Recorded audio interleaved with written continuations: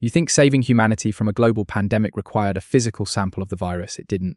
In early January 2020, a scientist in Shanghai uploaded a digital file containing a sequence of letters to a public website, and within 48 hours, researchers in Boston had already designed the cure without ever touching a drop of infected blood. But having the code was only the first step in a race against a ticking clock that almost failed because of a microscopic design flaw.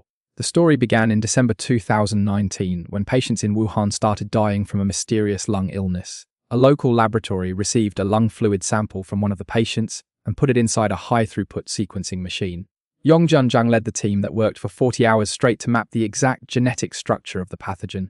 What they found was a single strand of genetic information made of nearly 30,000 characters. On January 11, 2020, Zhang bypassed strict state protocols and sent this sequence to a colleague who uploaded it to the internet. Across the world, scientists clicked a link and downloaded the digital blueprint of a killer.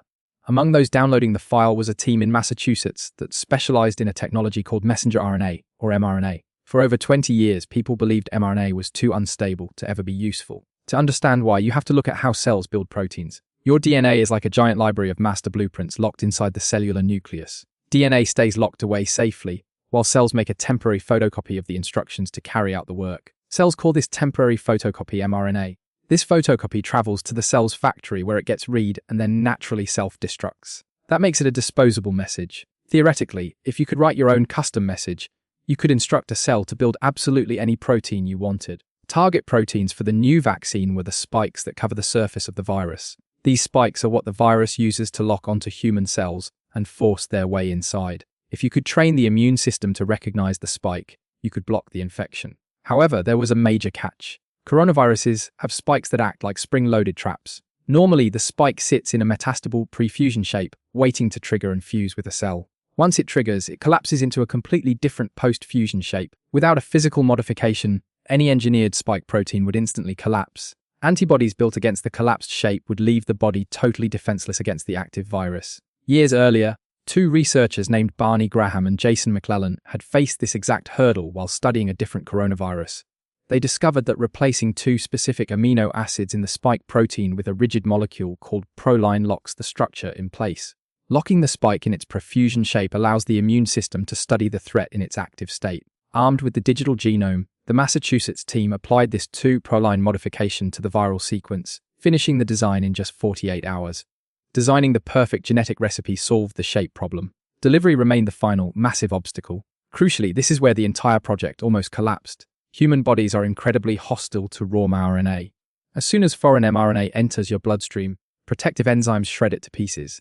Even if it survived the enzymes, mRNA is highly negatively charged, meaning it is repelled by the outer membranes of your cells. Cell entry was impossible. Bypassing this defense required a microscopic stealth suit. Decades of research by a Canadian scientist named Pieter Cullis provided the answer. His team developed lipid nanoparticles, which are tiny bubbles of fat designed to encapsulate genetic material. Neutral in the bottle, these lipids become positively charged when they enter the acidic environment of a cell. Fat bubbles protect the fragile mRNA and slide past the cell membrane to release their cargo safely.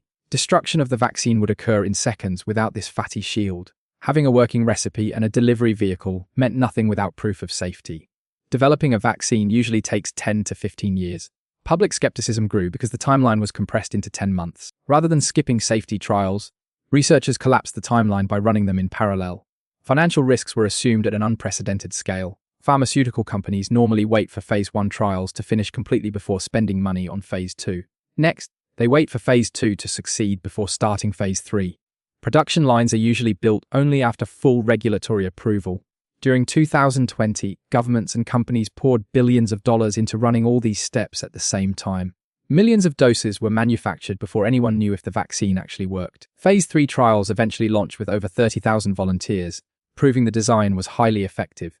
The risk paid off. By December 2020, less than a year after the virus was sequenced, the first authorized doses were injected into human arms. History had never seen a vaccine develop so quickly. Traditional methods of manufacturing vaccines required harvesting pathogens from millions of pathogen-infected chicken eggs over many months. Vaccine design had officially become a digital process. Future updates to the vaccine are now as simple as typing a new genetic code into a computer. Pathogens of the future will not face years of vaccine research. Design will take 2 days. Global defense will begin, just as it did in 2020, With a single digital file sent across the ocean, we have turned biology into software, but we are still learning to live with the power to rewrite our own defense systems. Do you think this digital transition makes you feel safer about future outbreaks? Or does the speed of it make you uneasy?